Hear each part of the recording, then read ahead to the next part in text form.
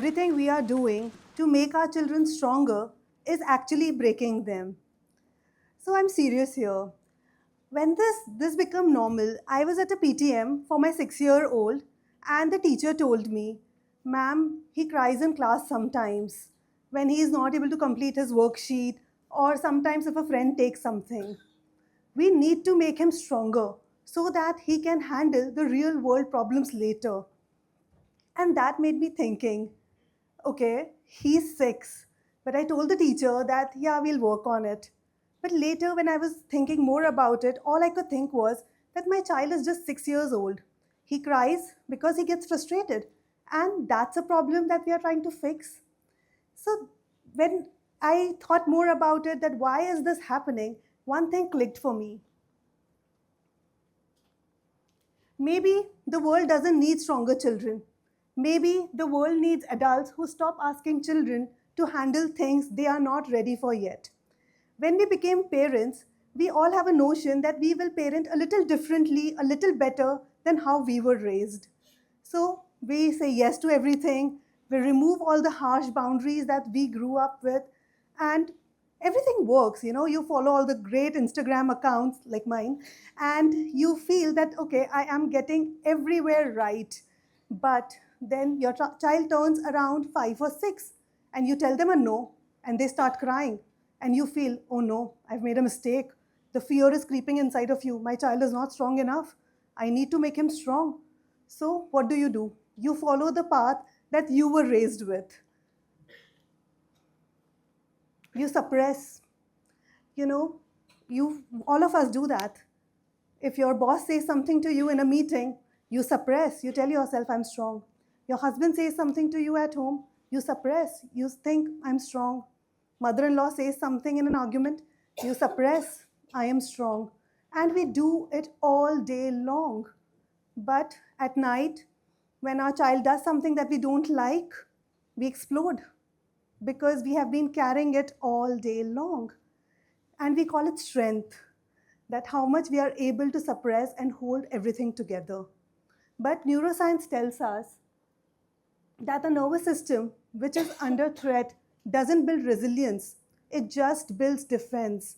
And there is a difference between a child who is resilient and a child who is very, very defended. A defended child is always scanning the room before showing their emotion, that am I safe here? Can I show my emotions, or should I just suppress it? A resilient child knows that all their emotions are safe. A defended child always asks, will I be too much? Am I doing something which will trouble others? A resilient child knows I am not alone in this. A defended child is always performing for strength. A resilient child knows that he has that strength. So what do we do differently as parents to help our children? So I'm going to give you 3 things today. The first one is stop fixing and start witnessing.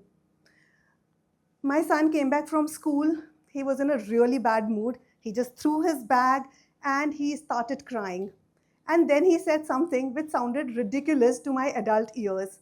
Mama, my friend didn't save me a seat on the bus. And I was like, okay, I want you to all to notice something. As parents or as adults, in the next 4-5 seconds, we start problem solving. अरे तो बेटा किसी और के पास बैठ जाते. You could have told the didi in the bus कि किसी और के साथ बिठा दो. And I tell you now, don't be dependent on one friend all the time. It's a good lesson for you. We do all this because we love our children. And when we see them in discomfort, we just want them to move ahead of it. We don't want them to feel that pain. Their pain is a problem that we have to solve as parents. But think yourself, as an adult, when you go to your friend or to your husband and you share some problem that you are facing, and they immediately start giving you advice. ऐसा कर लेती, ऐसा हो जाता तो ज़्यादा better था. And how are you feeling in that moment? You don't feel that relief, you feel that shame. Okay, I couldn't think of that. So children are no different. When every problem that they have is met with a solution, they stop coming to us. And it's not because they don't trust us. It's because they don't want to be a problem to be fixed. So what can we do instead? We just name the feeling. Like your child tells you, Mama, my friend didn't save me a seat on the bus. Acha, that's not fair. That's it. No solutions, no silver linings for him. And what will happen next? The child will share more because he knows that my parent is there for me. When we show that empathy to our kids without any problem solving, we are just there for them. So, the second thing that we can do for our children is let them watch us struggle sometimes. So, it's a Tuesday evening at my house. I came back home. I was really tired and I was done, like completely done. If it was the old me, I would just go in the kitchen, start prepping dinner, do my child's homework on assignments on the side with him while correcting him and telling him again and again, ye kaise kar rahe ho, dhang se karo. But that day I just told him, but I'm really overwhelmed today. I just need to lie down for 15 minutes and then we can play together. I know what you all are thinking. I don't want to burden my child with my problems. So I am not telling you to share your mental stress with your child. I am telling you, let your child see that you are also human, a human with emotions. And I am not saying that share with your 7-year-old your marital problems or your financial problems, just your emotions and showing them that these emotions are survivable. Because if we are as adults showing our kids that we don't need help, we can push no matter what, we never cry as adults, what are we teaching them? Isn't it a wrong lesson? Our kids are learning from us how to be adults. See, as parents, most of us complain, my kids don't listen to me. But our kids are always watching us how we are the adults, how we are living our life. And that's a beautiful way to teach them also. Because when we want to teach anyone being resilient, we just have to model it for our kids also. Like when I told my son, I am overwhelmed, I need to lie down for a few minutes, I taught him emotional regulation. When I yell at him sometimes, I tell him, I'm sorry, I should not have behaved like that. I am teaching him accountability. When I ask my husband for help when I'm done, I am teaching him that asking for help doesn't make me a burden on anyone. So our kids might not listen to all our words, but they are seeing how we are living. The third thing that we can do for our children is let them feel bad sometimes. In a world where we want to create a perfect everything for our children, we have removed all the obstacles from their lives. I get parents who tell me, ma'am, we shifted the school because the teacher was very strict. Ma'am, we stopped his art class because he was feeling very stressed. Or we only give him fancy food to eat because he doesn't eat dal roti at home. And I get it. You want to give your children the best. But when we are removing all the obstacles, we are also teaching them that uncomfortable is not the right thing for me. When our kids are around the age of 10, 11, they start understanding that my parents cannot protect me from everything. So now they have two paths. One, where they think that I can't handle it alone and the world is very scary. And the second is where the child feels, I have done hard things, I can do this. Like when I was coming for this talk, and my son also had a presentation, he was telling me, Mama, please write to the teacher now that I can't do it. I just told him, I'm also feeling very scary of going there. So I hope we both will be able to do it for each other. So just telling our children that, yes, you can be there.